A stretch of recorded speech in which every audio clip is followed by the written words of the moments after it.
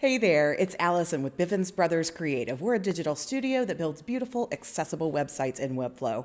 We also like to get really nerdy about all things digital and especially digital strategy, which is why we're coming at you with this two-part series on the subscription-based service model. So if you missed part one, I'll give you a really quick crash course. We covered the history of subscriptions, memberships, and other recurring revenue options. And then we talked through 4 factors that drive success. They are price, convenience, personalization, and curation. But now I want to move on and really dive into the nitty-gritty of a subject that excites me because it's one we feel that every single creative, business, or anyone with any kind of side hustle could adopt to help grow their community. So today I'll talk through a couple of specific examples. We'll go through the good, the bad, and the gray area, and we'll end with some tips for conscientious creators. So let's dive in. There are subscriptions and there are memberships. And while there's no hard and fast rule about what's what, typically speaking, a subscription is going to be simply the exchange of money on a monthly, quarterly, annual basis for some kind of good or service.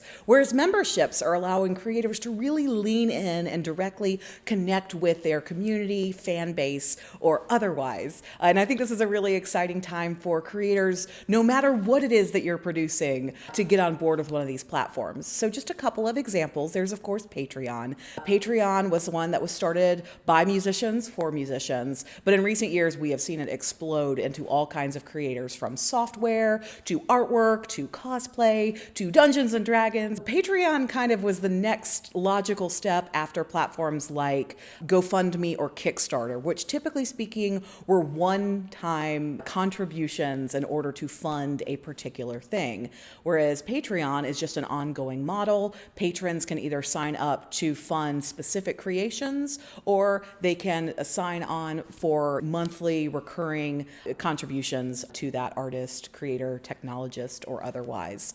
And then there's so many other cool hooks from there. It connects directly to Discord servers, which allow the creator to really directly connect to their community, as well as, letting fans have a space to talk amongst themselves.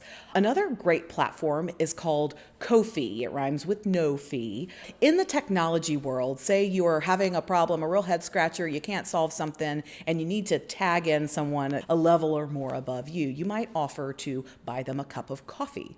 So this concept was kind of expanded to Ko-fi, where donations are, kind of there for the hard work of people who are putting out various technology-based solutions, plugins, and otherwise. But it's also a way for creators to create products and again, sell them for that recurring monthly revenue that is so important and so vital to keeping your business afloat. The big question that you may be asking yourself right now is, does this even apply to me? And I am here to be your personal cheerleader and tell you absolutely it does. There are so many great ways for you to get on board with a recurring revenue model that truly complements your business.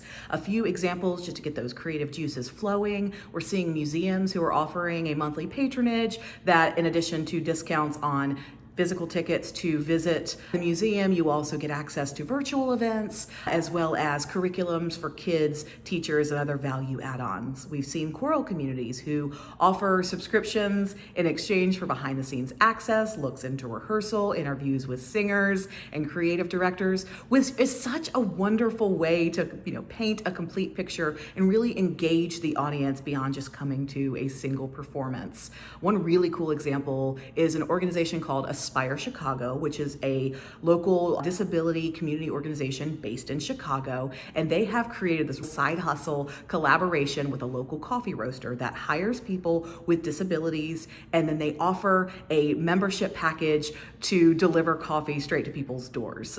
So it's a really innovative way that is providing jobs and also a source of funding for the nonprofit organization. In closing, I just want to say that, subscriptions get a really bad rap. I'm here to say, be the change that you wish to see in the world. Be a conscientious creator. Maybe have some kind of monthly reminder that goes out to all of your supporters, followers, patrons, that reminds them that they're about to be billed and what it is they're getting, and offers them, to come up, down, or really find something that suits them and their budget. Make sure that you have priced it correct. Do your research, maybe do polling, ask people what they would be interested in paying in exchange for whatever whatever it is that you'd be offering, and be willing to be flexible, be willing to pivot, and really listen to your community, and always make sure that you're focusing on being a value add.